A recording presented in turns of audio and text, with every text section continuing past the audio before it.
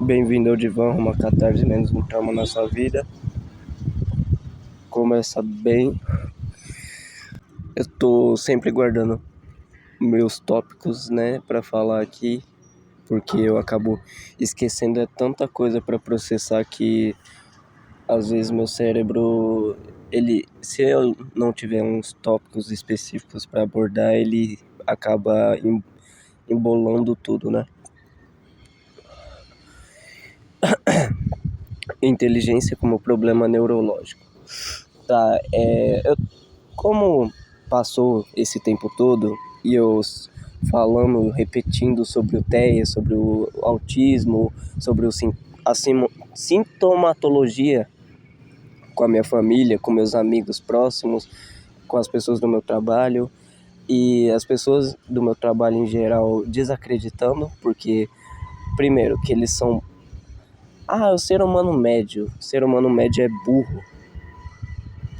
Isso dá muito desgosto de ser da mesma espécie que as pessoas. Mas, ai Deus do céu, caralho. Por que decidiram fazer um bagulho de logística? Não sei, foda-se. Tá, aí eu tava conversando com meu tio e ele falando, não, mas é realmente você com essas coisas de intelectual que ninguém entende, essas coisas de fumar um cigarro atrás do outro, é evidente que você tem problema neurológico. Ele não falou evidente, ele falou outra coisa. Mas é que na infância falaram pro meu pai buscar, ver se eu tinha ou não. Tá, não sei se eu fechei o último assunto direito, mas que se foda, eu já quero passar pro próximo e pro próximo. Alma, alma entende alma, corpo entende corpo. Sabemos quando alguém canta com a alma ou apenas com as cordas vocais. Pera aí. Engraçado que esse Hotmans que eu fumo parece só chá, a essência de chá que eu fumo. Será que é? Tá, vamos continuar. O trabalho quer que exponhamos falsos sorrisos, mas quando estamos efetivamente felizes nos censuram. O medo é uma resposta muito internalizada, não está contido totalmente no objeto causador, mas no causamento em si. Tá, deixa eu aumentar o brilho. Ter fobia ou trauma de algo que muitas vezes é pequeno e não causa mal, como barata. Foi um exemplo de tipo, não está contido no objeto causador o seu medo. Seu medo está em você mesmo.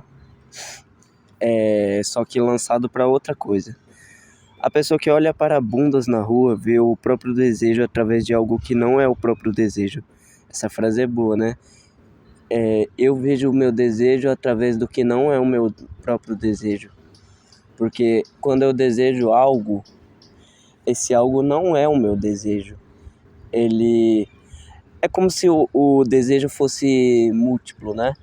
Tem o objeto, tem o desejo e tem o objeto desejado. Tem o desejo em si, que acontece em mim, e tem um objeto externo do meu desejo. O objeto externo não é o que se almeja, pois pode-se encontrá-lo em outros meios variados. O problema dos animais é ceder aos instintos. Então, essa frase fica boa porque pode existir múltiplas bundas na rua, né? Assim como o desejo pode desejar todas ou desejar uma específica. É só um exemplo meio escroto para ficar mais fácil de entender. Tá, continuando. Cadê? Pessoas não são autoridades intelectuais para definir profundidade sobre a intelectualidade de ninguém.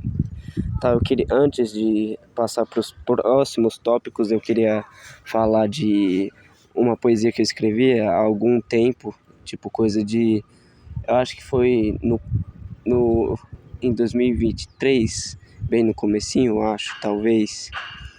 É assim, ó. O mesmo ímpeto da minha voz, foi um título que eu dei depois. Entre premissas e promessas, entre preposições e proposições, entre semântica e semiótica, entre Zaratustra e Ser e Tempo. Auroras boreais são valsas dos anjos, estrelas cadentes são vaias intrapsíquicas, chuva de insights, taquirritmia, gerando ondas gravitacionais. Meu êxito é no êxodo. Exito, exílio, exímio, eximo o espírito com predisposição ao oxímoro. Homogeneidade hegemônica da realidade vista nessa conservação do momento angular. Do momento linear, na verdade. No estresse, a pálpebra gaguejou naquele show. Não consegui psicografar o que a Iris queria falar.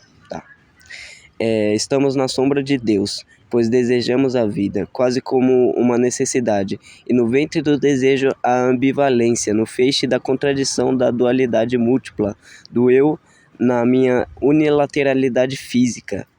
Todos temos os desejos de mudar o mundo. Será que se juntar todos os desejos de todo mundo, toda a realidade mudaria? Se cada existência e cada alma vibrasse e tangesse como arpejos e cortejos, será que mudaria a forma do ser humano enxergar a si mesmo? Se houvesse um Deus atrás de todos os deuses, um que criasse todos eles e todos os sonhos sonhassem um único sonho, se todos os seres projetassem uma única sombra e todos os desejos se tornassem um, o que seria dos seres humanos que o desejaram? Seria eles os maestros dos átomos que fariam a causalidade se alterar e a alteridade se formar?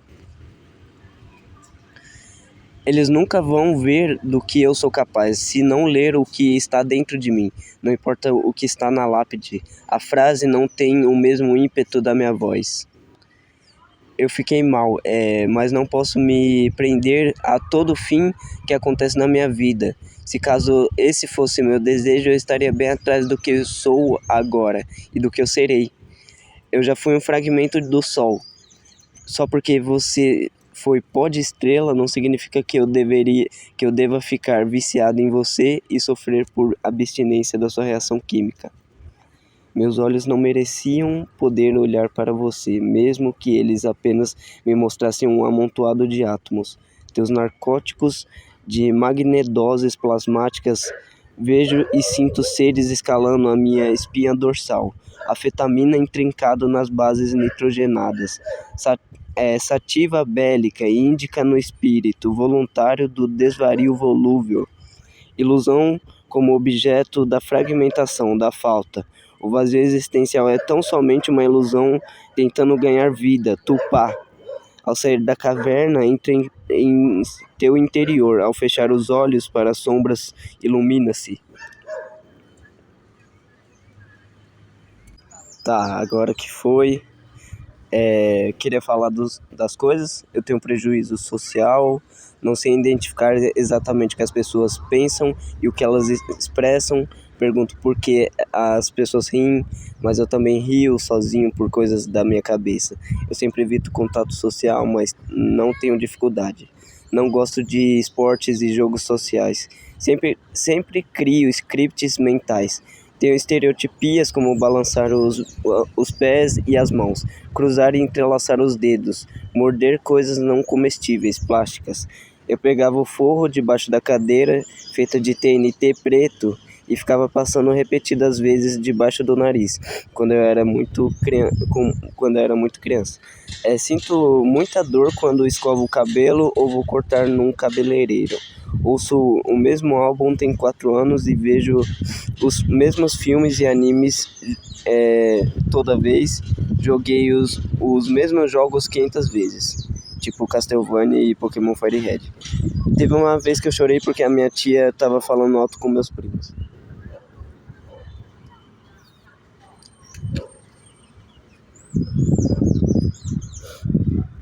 Aí eu comecei a fazer umas perguntas pro chat GPT, tipo, o cérebro realiza tentativas de copiar a si próprio? Aí ela disse, Não, o cérebro não realiza tentativas de copiar a si próprio. O cérebro é um órgão complexo e único, responsável por controlar diversas funções do corpo humano, como a memória, o pensamento, a emoção e o movimento. Não há evidências científicas de que o cérebro possa realizar o processo de autorreplicação ou tentar copiar a si mesmo. Mas, tá, a estrutura dos neurônios são parecidas entre si. Isso não faz, de certa forma, o cérebro quase como um holograma, porque o todo está contido nas partes, a parte está contida no todo. Aí eu mandei. Mas como o cérebro simula uma consciência, uma metacognição, os neurônios se dissociam do corpo, tem um momento que a junção de neurônios deixa de pensar que são os neurônios, como se fosse um câncer, uma resposta autoimune. Aí ela fala, a consciência e cognição são processos complexos e ainda não totalmente compreendidos pela ciência. A capacidade do cérebro de simular a consciência e de refletir sobre seus próprios processos cognitivos é um fenômeno intrigante e objeto de estudo de diversas áreas, da neurociência e da filosofia da mente. Os neurônios não se dissociam do corpo, pelo contrário, eles são células... Como assim pelo contrário, porra? Eles são células especializadas do sistema nervoso central, que são interconectadas, tá? Vamos lá. E se comunicam por meio de sinais elétricos e químicos para realizar as funções cerebrais. Não há um momento em que a junção de neurônios deixe de pensar que são neurônios. Mas eu não penso que eu sou um neurônio, porra. Como se fosse um câncer ou uma resposta autoimune. As células cerebrais são parte intrigante do sistema nervoso e não apresentam esse tipo de comportamento. Em relação à metacognição e à consciência, ainda não se sabe ao certo. Esses processos emergem a partir da atividade cerebral, mas sabemos que eles estão relacionados a padrões específicos de atividade neural e a rede de neurônios interconectados. Foda-se. Tá. Aí depois eu fiquei puto pra caralho. Aí eu falei, caralho, você é muito burro. Não está interpretando corretamente a minha pergunta. Há um processo neuroquímico contido na neurofisiologia. Pera. Tá, voltando, calma aí. Eita, perdi. Contido na minha neurofisiologia, neurologicamente. Se eu sou meramente um amontoado de neurônios em funcionamento, como pequenas circuitarias, como essas conexões geram a experiência consciente de ter consciência de si mesmo. Os neurônios espelhos conseguem espelhar a si mesmo? Caralho, um miseabin cerebral? Aí ele falou assim, pera aí, deixa eu ir na resposta completa. Peço desculpas se a resposta anterior não foi satisfatória. Vamos tentar esclarecer essas questões de forma mais precisa. A experiência consciente, de ter consciência de si mesmo, conhecida como consciência de si ou autoconsciência, é um fenômeno complexo e ainda não totalmente compreendido pela ciência. A teoria mais aceita atualmente sugere que a autoconsciência emerge a partir da atividade integrada de diversas regiões do cérebro, incluindo áreas corticais associadas à percepção, à memória e ao processamento de informações sobre o próprio corpo e as suas próprias ações. Tá, eu acho que tem a ver com o sistema somatosensorial. Os neurônios espelhos são um tipo especial de neurônio que pode ativar-se tanto quando um indivíduo executa uma ação, quanto quando ele observa outra pessoa executando a mesma ação. Não, na real, ele vê a outra pessoa executando uma ação e ele imagina como se ele estivesse executando a mesma ação, né? Esses neurônios desempenham um papel importante na empatia, na imitação e na compreensão das intenções de outras pessoas. O funcionamento do cérebro e a geração da experiência consciente são áreas de intensa pesquisa na neurociência cognitiva e na neurofilosofia, caralho. E a compreensão desses processos ainda está em evolução. Espero... Tá, foda-se. É isso. Aí eu tinha falado alguma coisa de muito legal.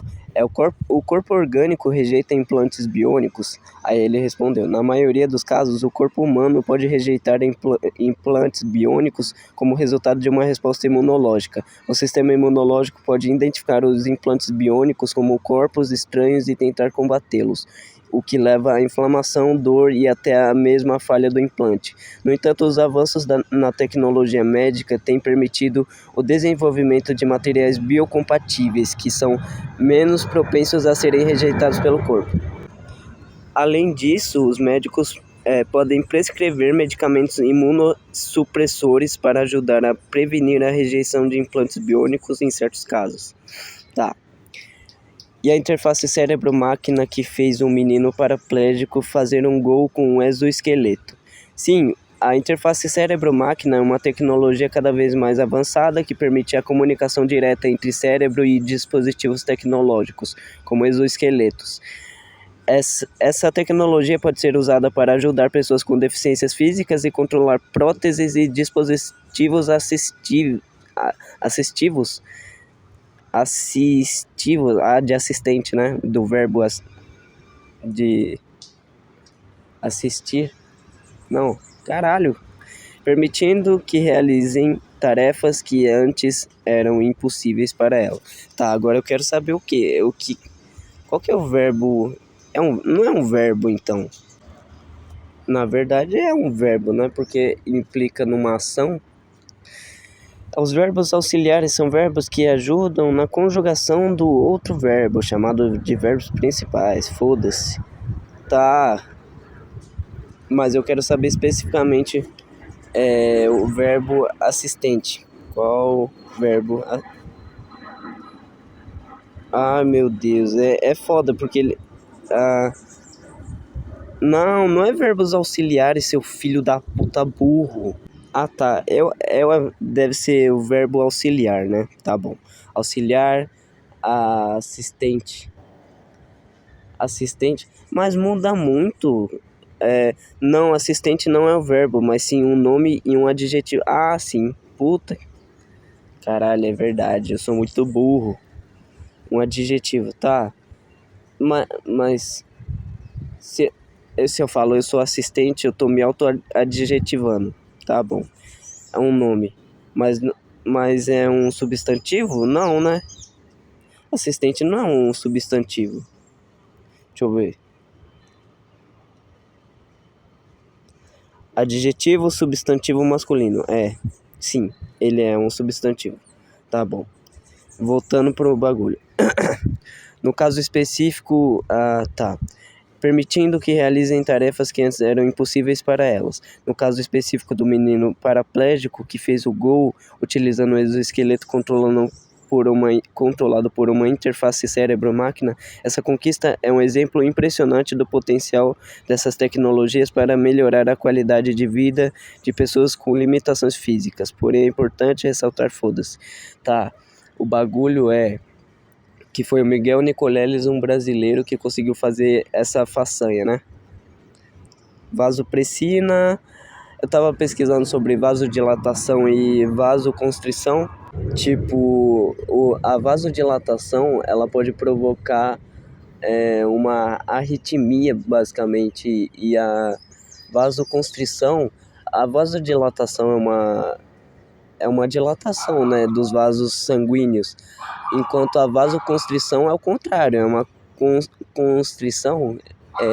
Aí tem aquele lance da medula suprarrenal, aí tem o rim que também libera norepinefrina, noradrenalina, né? Ai, tá, vamos lá. Cadê? O que falta? Tem um conto budista muito legal que eu queria falar também. É uma velha história, uma velha lenda hindu. Conta que houve um tempo em que todos os homens eram deuses. Como fez mau uso desse poder, Brahma, o mestre dos deuses, decidiu retirá-lo e escondê-lo num lugar onde eles seriam impossíveis de encontrá-lo. Brahma convocou em conselho os deuses menores para resolver o problema. Enterramos a divindade do homem, proposto eles. Mas Brahma respondeu: isso não chega, porque o homem vai cavar e encontrar. Ou fala que o homem vai cavar toda a terra e um dia encontrar, né? Pera. Tá, vamos terminar rápido. Os deuses replicaram: nesse caso, escondamo-no lá no fundo dos oceanos. Mas Brahma respondeu: não, que mais cedo ou mais tarde o homem vai explorar as profundezas do oceano, acabará por encontrar e trazê-lo para a superfície. Então os deuses disseram: ah, tá, tem outra parte que eles falam: ah, então devemos esconder na montanha mais alta. Aí o Brahma fala: não, um dia também vai poder escalar as montanhas mais altas. Aí então os deuses disseram: não sabemos onde a esconder, porque parece não existir sobre a terra ou debaixo do mar um lugar onde um homem não possa chegar um dia. Mas Brahma respondeu: eis, eis o que é a destruição do homem, vamos escondê-la no mais profundo dele mesmo. No mais profundo dele mesmo, porque é o único lugar onde ele nunca pensará procurar. E depois desse tempo conclui a lenda: o homem explora, escala, mergulha e escava, à procura de qualquer coisa que se encontre dentro de si. Isso exemplifica muito a minha questão do desejo ser. O desejo, ele é multifórmico, né? Ele é polimórfico. Mas o desejo, no fundo, é você vestir outra coisa do seu desejo, algo que não é ele, né? Tenho 2 poemas que eu queria ler, meu, e aí eu paro. Poesia, palavras asfixiantes. Só quando tu se sente indigno da vida é que se dignifica a viver. Tá, tentando voltar. Pois é aí que você, como indivíduo, passa a refletir sobre a sua própria individualidade. Só quando se torna o nada que existe a possibilidade de tu se tornar tudo. O amor é puramente egoísta, você quer agradar para ser agradado. O desejo funciona de modo que, quando se obtém um objeto desejado, se deixa de desejá-lo. E você não precisa mais, então, desejar a si mesmo. Às vezes você passa a ter ânsia de estar dentro de você. Então você procura nos outros uma parte de ti para que você possa voltar a se desejar.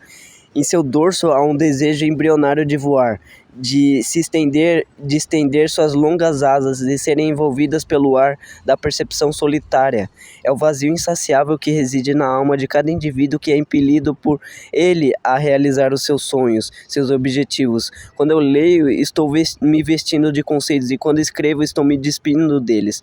Prólogo prolixo de palavras pródigas, do prodígio que conteve em si asfixiantes palavras deixadas e suprimidas por culpa do teu abismo. Aí tem outra parte, só que eu não peguei. O outro, se eu não me engano, eu já li. Era uma parte que eu gostava, que eu falava: renasci em pura renascença, com essência renascentista, pois me banharam de Renesci. Fiz meu paraíso com os escombros das esculturas de Michelangelo. Tá, então vamos sair dessa. Tem uma frase do Vygotsky que fala: a consciência se reflete na palavra como o sol em uma gota de água. A palavra está para a consciência como o pequeno mundo está para o grande mundo, como a célula viva está para o organismo, como o átomo para o cosmos. Ela é o pequeno mundo da consciência. A palavra consciente é o microcosmos da consciência humana. Caralho, isso é foda. O método da dupla estimulação pode se referir-se a um protocolo de fertilização in vitro ou a um método de intervenção proposto por Vygotsky.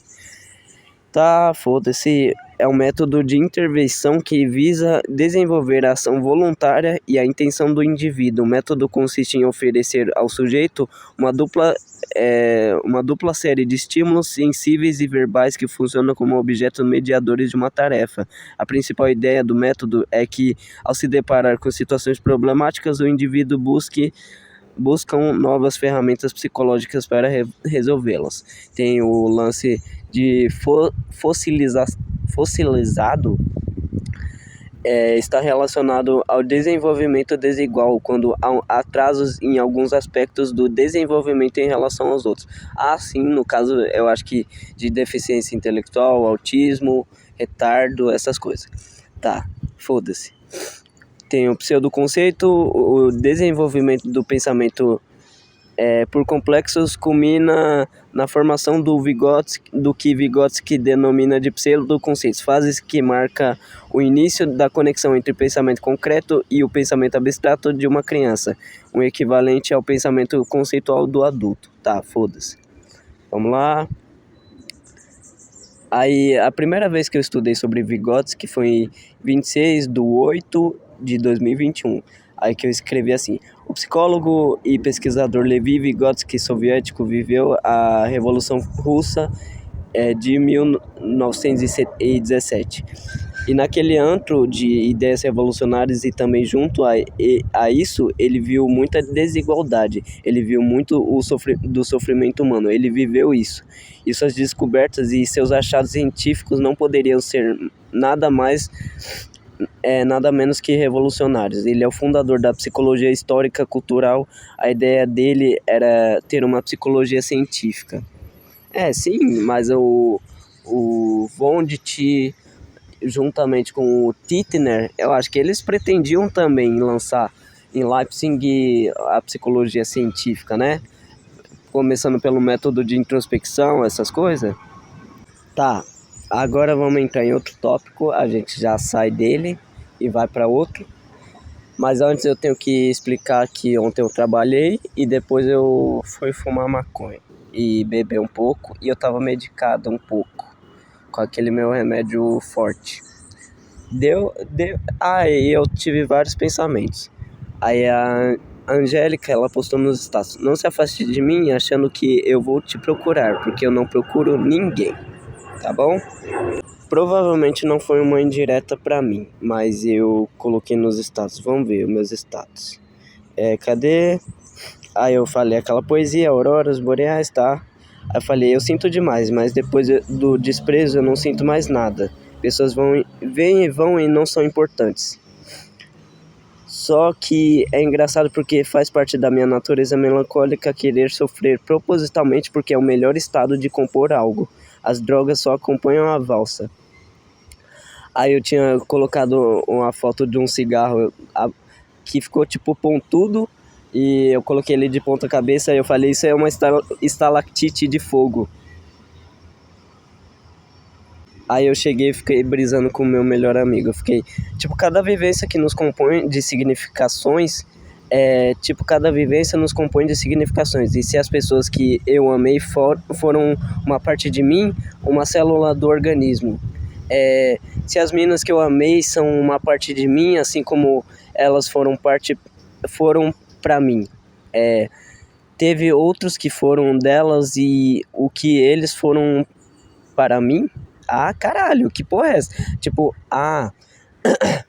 ela é uma parte da minha vida e eu também sou uma parte da vida dela. Mas como ela é uma parte da minha vida, outras pessoas já foram partes da vida dela, que compõem ela. Caralho, eu sou eu e minhas circunstâncias. A vivência pode ser vivida de várias formas, por várias pessoas, mas cada um vive de uma forma própria. Aí eu falei assim, ó: toda vez que eu escuto uma música que você me recomendou, eu me sinto aproximando de ti, mas tu tá sempre distante e é impossível me colar em você. Eu te amo por tudo aquilo que você nem sabe. E por isso eu ouvi Grana Azul 10.000 vezes. Eu sinto muita empatia por umas fitas, tipo borboletas ou formigas. Aí ele falou: carai, pera. Eu gostei disso. Relacionar células com relacionamentos. São rituais que mantemos para nos mantermos próximos. Também ouço tuas músicas, são muito boas. Dom L é um dos meus artistas favoritos. Tu me brisou muito nele quando eu nem dava bola. Tu também. Tá.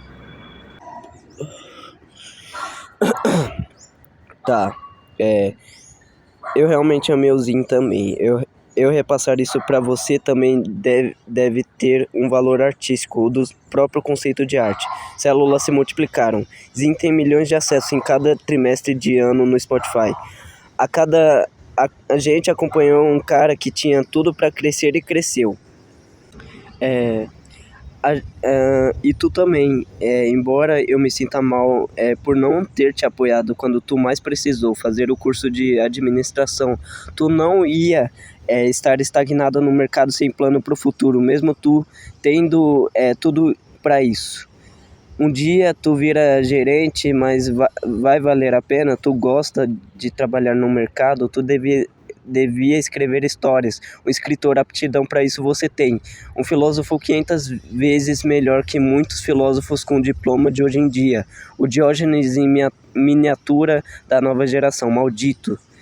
Eu também te amo. Eu sei que vai mudar a sua vida de novo. Vai fazer isso não ser em vão, porque não é. Um ser pequeno em meio a essa multidão. Tem o dilema do bonde. Aí eu começo a falar, né? Tem um dilema do bonde, que você pergunta se você desviaria a viagem ao invés de matar 6 pessoas, você mata uma, de um trem, né? E isso de modo utilitário. Mas tem outra parte que pergunta se você empurraria um gordão para bloquear o trem. Ou seja, você teria que matar alguém pelo um bem maior. Peraí. As pessoas normalmente respondem não. Mas quando eu fumo cigarro e eu estou matando um que no caso sou eu, mas sempre que a fumaça incomoda alguém, eu me sinto mal. Será que os rituais nos mantêm? A gente sozinho não se basta? Se eu me bastasse, não iria querer outro alguém. Eu fiz um curso de informática, eu ia fazer de ADM, mas deu merda. Real, acho que matei essa possibilidade com a minha sinceridade de virar gerente. Diferente dos olhares, eu posso me ver do avesso. Será que há um método de verificar qual vida vale mais? Tá, vamos continuar. Tipo, a vida do Einstein ou Newton obviamente vale mais do que 500 milhões de pessoas. Eu penso muito sobre o outro. Eu só me expresso através do outro, eu só sou através de quem não é eu. Quando eu penso sobre o outro, eu dissocio de mim mesmo, mas continuo sendo eu. Eu vivo uma vida me desmembrando da minha. Eu sou um pouco de todo mundo, como se a vida fosse um jogo com uma série de regras e cada um com uma regra própria, se emaranhando na regra própria do jogo. Eu sou tipo algo entre o telespectador e o filme de mim mesmo assistindo. Sou o único público-alvo. Caralho, o cara é muito chapado. Puta que pariu. Eu tava muito chapado. Posso morrer, mas minhas ações reverberam no futuro. Doces palavras rudes com sensibilidade insensível. Meu olhar é um espelho para a vulnerabilidade. O Leonardo da Vinci foi um dos primeiros a estudar o corpo humano para entender sobre anatomia. A curiosidade não veio dele. Mano, eu acho que só você entende mais ou menos essa brisa autista. É como se cada momento da vida tivesse uma estação própria e eles se acumulassem ocasionando na nostalgia. Ouvir música é arraigar um rastro na existência com a sua essência sendo fundida na minha. Acho que vai muito do processo de amadurecimento e aprendizagem, reconhecer o erro do outro como não sendo repudiável, mas sendo humano. Entender o seu erro não diminui o do outro, não faz as pessoas entenderem seus próprios erros. Não posso usar de desculpa o meu neurodesenvolvimento e meus traumas em tudo. Somos vítimas das circunstâncias. Não temos nada que é nosso, talvez nossa própria presença, sendo ela um aprisionamento. O que é nosso, que o dinheiro não tenha nos trazido, sendo ele de outros. O que foi Deus, caralho, que Deus nos deu ou que os outros homens nos deram. A gente atrai pessoas parecidas com o nosso trauma. A gente vê e se expressa através de um trauma, uma ruptura da alma que tenta se preencher e se afogar no próprio sangue metafísico e espectral. Mas ele não morre, tá? Caralho. Aí eu escrevi outras coisas. O seio da minha família é a pulsão de morte. Devo desejar a mim mesmo, mas não um desejo vestido do externo, um desejo despido do externo. Isso seria narcisismo, o almejar por status exossomático. A incapacidade da minha mãe de se amar me impediu de amar os outros, já que ela, não se amando, não reproduziu o amor que sentia por mim, já que não havia. E o amor que eu deveria sentir pelos outros não me foi ensinado. Não é o ser externo que eu amo, mas sim uma projeção, uma representação mental, oriundo de idealizações e fetiches. Amo o meu desejo vestido no outro, mas não o outro. Quando eu tento compartilhar o íntimo, não funciona, pois o outro é diferente, não a mim mesmo. Se eu fundisse ou dissociasse minha personalidade no outro, aí sim poderia, mas não teria um outro para amar. Ou seria uma personalidade submissa e uma outra mandadora, uma menor e outra maior. Não dá, não há sintonia suficientemente comunicável, o ruído da incomunicabilidade incógnita das relações. Não há minha pureza no outro, no olhar dele. Assim como quem volta ao lugar que estava para lembrar uma ideia. Tá, puta que pariu. Me conecto com a arte porque com outro ser humano não dá. Por isso vejo no amor pelo outro minha arte. Me conectar com a arte é me conectar comigo mesmo. Quero achar a mim mesmo dentro do outro. Não é o outro que carrega minha culpa, é meu fracasso, minha expectativa. Perdi minha identidade no abandono do outro, mas não é no outro que está a minha verdade. A força do que sinto está em mim, mas em continuar mesmo depois de não ser correspondido, como Cristo alvejado pelo próximo defendendo sua ideia até a morte. Toda palavra guarda dentro de si outras palavras, todo significado guarda dentro de si outros significados, todo ser humano guarda dentro de si outros seres humanos. Eu vejo no outro que eu amo a arte como o religioso vê Deus no ser amado. Só vejo da minha cabine quando estou autoconsciente do meu rosto. Nossos traumas se expressam através de nós, das nossas escolhas. Comportamento é fruto de escolhas, a forma de agir no mundo, como se dentro de mim ainda é um comportamento inato, mas a escolha é o que expressa. Tá. Aí eu me perguntei, por que eu estou buscando algo sem a procura? Não tem como achar, eu já sou o que procuro. Caso eu pense que tudo é arbitrário, tudo é caos, não haveria motivo sequer de crer que esse pensamento é verdade. Se tudo que eu sou é resultado de partículas aleatórias colidindo e se rearranjando, poderia dizer que o meu processo de elucubrações também o seja. E se cheguei a esta ideia pelo acaso, sem um parâmetro verdadeiro no qual me basear, isso foi sorte, um acaso eventual? Pode-se aplicar a lógica nisso? Para afirmar algo sobre a matéria, eu preciso ser além dela. Ela é meramente como um veículo da minha afirmação, que é um atrito, uma tensão entre sujeito e objeto. Porra, peraí. Ai. Tá, eu não sei que parte que eu tava, peraí. Esta relação supõe algo que não vem só do sujeito e não é meramente contido no objeto, porque há significado no que eu penso e falo mais do que o som do vento. Se fosse só a minha bioquímica falando, eu não poderia criar memórias. O que me faz preferir café ao invés de chá é o laço que eu criei de memórias e momentos, o conjunto de relações que permeia aquele ato. Não meramente o que o meu cérebro acha mais saboroso. A relação faz algo na bioquímica e na matéria. A mente não pode ser refém de átomos aleatórios. Não posso supor que existe valor verdade se o meu cérebro é resultado do movimento dos átomos, e se esse fosse o caso, afirmaria algo com base em algo volúvel. Para essa afirmação ser sólida, necessitaria que os átomos fossem ordenados. A natureza dos átomos implica que eu não sou eles. No caso, eles serem desordenados, né? Caralho, falei muita coisa agora sobre desejo. Eu acho que acabou. Não tem mais o que falar. Já foi 40 minutos. Eu ia falar sobre antinatalidade, mas eu tô com preguiça, na real. Ah, eu esqueci de falar que esses dias eu tinha falado de sexo como é estranho. Tipo, pra pensar, um homem e uma mulher, um sexo normal. Aí é assim. Aí a mulher geme aí, de um jeito lá. Aí não goza porque é otário na maioria das vezes. Tô brincando. Não sei, é que vai dar conexão, né? Aí, aí cê, no final você solta, sei lá, todo o processo, sabe?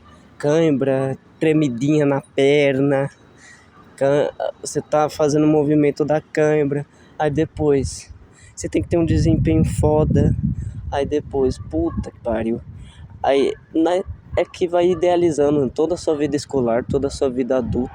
Nossa, fazer sexo é a coisa mais incrível do mundo. Aí quando você vai fazer, não é tudo aquilo. É um bagulho muito superestimado.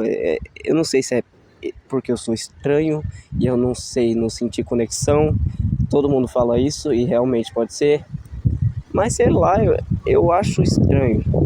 As pessoas também confundem o amor erótico, quer dizer, confundem o erotismo com o amor. Às vezes não é. O amor erótico seria um desdobramento do amor real, puro. Ah, eu esqueci de falar. A Angélica tinha mandado nesse status que eu falei que eu sinto demais, tudo demais. Aí ela mandou assim, ó. A indireta foi pra mim, meu bem. Me bloqueia como você faz sempre, como você sempre fez. Não manda indireta, não. Se quiser falar pra mim, também fala. Igual quando você olha no fundo a minha alma pelos olhos da minha alma, eu acho que ela. Aí eu mandei kkkk. O que adianta? Essa realidade é ínfima. Mas não vou falar nada. Tô fora de mim. Eu já tava muito chapado. Aí falou, tá bom. Ela falou, tá bom, julgue-me como quiser. Acredito que a sua seja até um pouco mais que a minha, caralho. Aí eu falei, pode ser. Eu tipo, tá bom, é isso. Aí eu falei, eu não quero deixar minhas palavras entrarem em contato com você, mas por sua proteção, você sente demais o mundo. Seu universo interior fica sobrecarregado. Eu te quero bem e feliz, mas eu tenho espinhos. Aí ela falou, você acha? Aí eu falei, não é você, é uma outra coisa. Não é com você que eu falo. É perceptível, a sua alma tem terremotos, tão triste e melancólica. Você atrai energias. Ela falou, nem estava sabendo que eu falei, é perceptível, sua alma tem terremotos. Aí ela falou, nem sempre, tão triste e melancólica. Aí quando eu falei, você atrai energias, ela falou, isso sim. Aí, e por isso fica sobrecarregada. Você traz muito do externo para dentro. Aí ela falou, é isso. Isso é. Aí eu falei, isso te machuca, eu sei como eu sou rude com as palavras. Aí ela falou, mas não é nada sobre aquilo. Ali. Aí eu não entendi, era sobre a indireta. Aquilo ali eu descarto quando eu saio de lá, tá? Sinceramente, eu não tô pegando. Não tem nada a ver com eu e você, tem a ver com você. Espero que você fique confortável até quando morrer. Aí ela falou, não tô questionando nada sobre sua escolha, só falei pra não me mandar indiretas. Não queria. Depois eu falei, porra, se você não quer, só não vê. Ai, coisa boa. Aí eu falei, não queria que as suas vozes internas te machucassem quando eu estiver entre a morte e a vida, como deve ser. Caralho, tá ok. Mas você poderia parar de ver. Ponto. Aí ela falou, não sou obrigada, mas tá bom, vou silenciar. Tenho que comer aqui, não consigo. Tô em outra coisa. Aí ela mandou uma pergunta, um ponto de interrogação, aí ela foi mandar o áudio. Aí eu falei, não manda áudio não quero ouvir sua voz. Aí ela falou, tá, tchau. Aí eu falei, te explicar antes de ir embora, eu vivo repetindo que eu funciono diferente. Você tá em um espectro da realidade e eu estou em outro. Não vou ouvir o seu áudio não. Ela começou a mandar de novo. Aí falei, tenho que comer. Comecei a sentir algo na sua voz, de tipo, não consigo me conectar. Você é um outro ente. Foi mal pelos filosofeis. Ente no sentido de ser outra coisa, eu não sei. Aí eu mandei um áudio de um amigo meu, que ele tinha falado, porra, você falando uns bagulho mais profundo, e ela, tá bom, né? Aí ela falou, eu sei, eu tô brincando. Não, ela falou, tá sentindo é outra coisa com a minha voz. Aí eu falei, não, eu não sinto mais algo. Aí eu falei, eu sei, eu tô brincando. Ela, mas não sei explicar. Aí ela falou, bom descanso. Falando de mim no áudio. Aí eu falei, sim, é um amigo lá do Mato Grosso. Eu nem sei de onde ele é. Mas deixa, é só porque ele curte poesia também. Aí ela falou, ele é gay. Aí eu mandei kkkk. Não, se for uma pergunta, mas bom descanso. No caso, ele é a pessoa que eu mais vejo com mulher, cara. Ele me relatou várias vezes de bagulho de quase que ele é pai. Aí ela falou, afirmação. Você também. De bom descanso, não que é o que eu falei, mas bom descanso. Aí ela falou, você também, não no caso. Foda-se, tá mesmo. Aí ela, no que ela tinha falado, nem tava sabendo que eu tinha falado que é perceptível, sua alma tem terremotos. Aí eu falei, é porque é inconsciente. Aí ela falou, deve ser então. E ela tá online agora. Mas fechou. Eu acho que é isso.